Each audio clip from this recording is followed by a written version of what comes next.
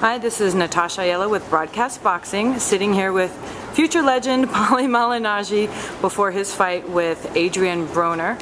Paulie, thank you for doing this interview. First of all, how is training going for this fight? It's good. It's good. We've had a busy camp, a lot of moving around because of the Showtime job, but at the same time working really hard and sparring really well. I feel good. I feel like it's things are moving along really nicely. My timing's coming together good. I feel good.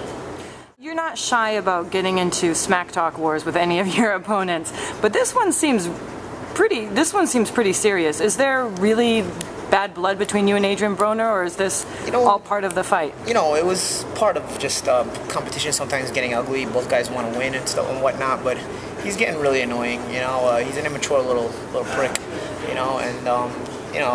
It got to the point where it's becoming a little bit irritating, and there's just certain things that he does and says. Like, I'll be working on the air on Showtime and he'll come try to talk smack, and obviously I can't talk when I have a headset on and I'm on live TV, so just things like that where you take it outside of boxing and you bring it to my workplace, or you just take it where it shouldn't go in general,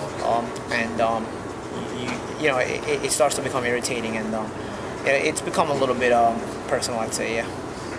Do you find it odd at all that Adrien Broner is going up 2 weight classes to fight you? And honestly, how is he getting a shot at a title when it's his first fight at 147? I just think business, politics, Al Haman in boxing right now is the guy. Unless you're with him, you can't really make any money. I mean, anybody in the new generation, I hate to say it, and it's kind of messed up, but anybody in the new generation in boxing in the United States, if you're not with Al Haman, you will not be able to make it. And it's a shame, and it really is, because there's a lot of talented guys who are not with Al Haman that will never get a shot, will never get an opportunity.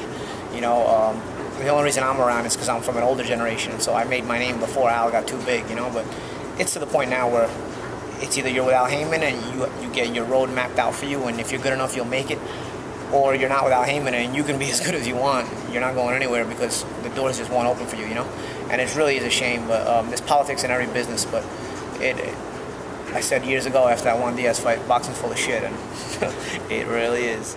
Well, Canelo isn't with Al Haman. He's not. But he's as talented as he is, do you think he would be as famous if he didn't have red hair?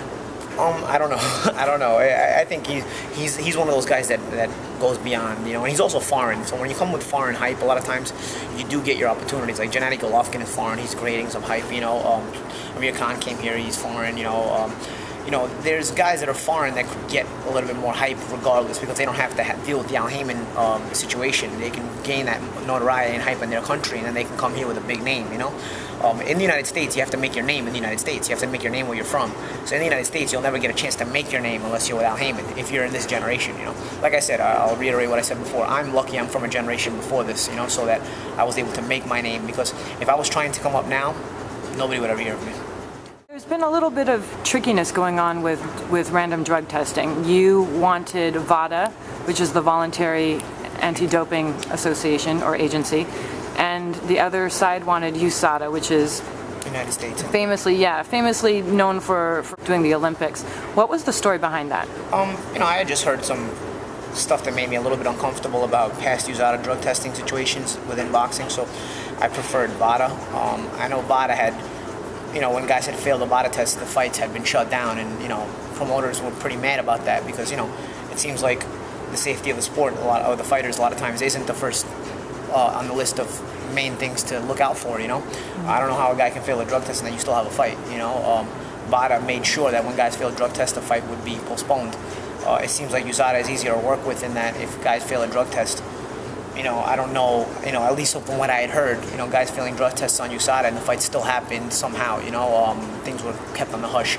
Again, these were just rumors I heard, but they were documented by some pretty good writers, some pretty factual writers like Thomas Hauser, who Thomas Hauser will not write something unless he knows for a fact he has the backing, he can back himself up with facts, So just based on that stuff, I said, you know what, I would probably feel more comfortable using VADA. This is a guy who's coming up 2 weight classes. It's his 3rd weight class in a year, so you never saw these kind of things happen before. So I was like, I probably preferred VADA just to make sure and cover my bases.